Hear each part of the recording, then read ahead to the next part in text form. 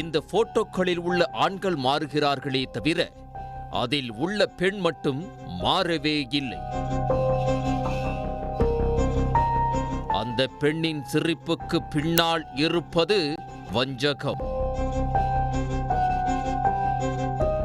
ஒன்றல்ல இரண்டல்ல, மொத்தம் 8 பேரை திருமணம் செய்து கோடிக்கணக்கில் பணம் கறந்திருக்கிறார் இந்த கேடி பெண்.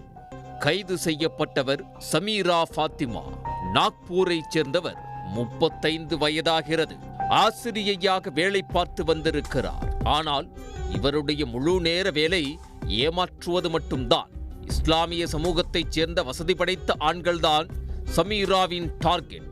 திருமணமாகி மனைவியை பிரிந்தவர்கள், வயதாகியும் திருமணமாகாமல் இருப்பவர்கள் போன்றவர்களை சமீரா சமூக வலைதளம் மற்றும் மேட்ரிமோனியல் வெப்சைட் மூலம் தேடி கண்டுபிடிப்பார். பிறகு அவர்களுடன் வாட்ஸ்அப்பில் உரையாடி உறவை வளர்ப்பார். தான் விவாகரத்து ஆனவர் என்றும் முதல் கணவரால் ஏராளமான சித்திரவதைகளை அனுபவித்ததாகவும் கூறி தனது கண்ணீர் கதையை கட்டவிழ்த்து விடுவார்.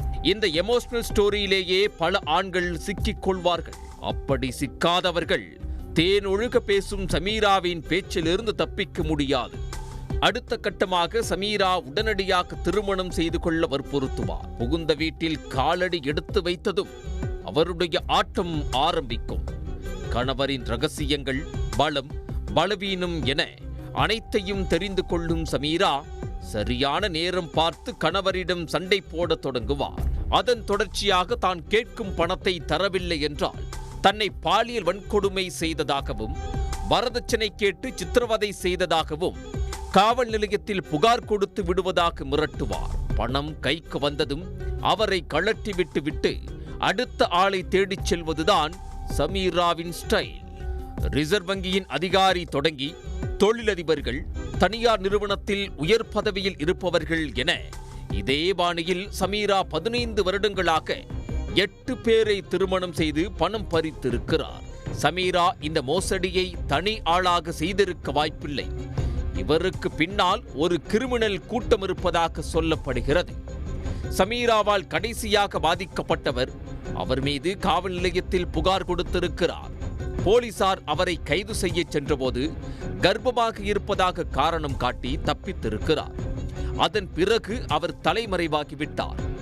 8வது கணவர் கொடுத்த புகாரை வாபஸ் வாங்க வேண்டும் என தனது அடியாட்களை வைத்து சமீரா மிரட்டி வந்திருக்கிறார்.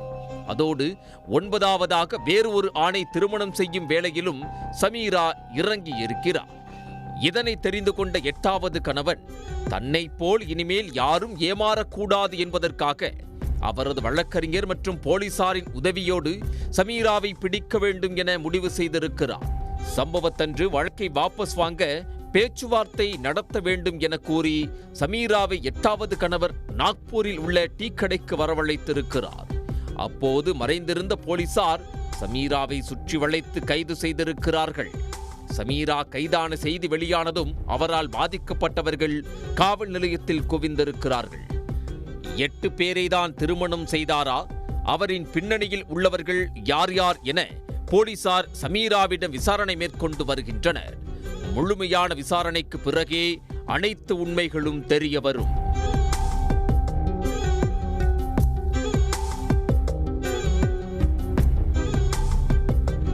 உடனுக்குடன் செய்திகளை தெரிந்து கொள்ள சன் நியூஸ் பெல் ஐகானை கிளிக் பண்ணுங்க.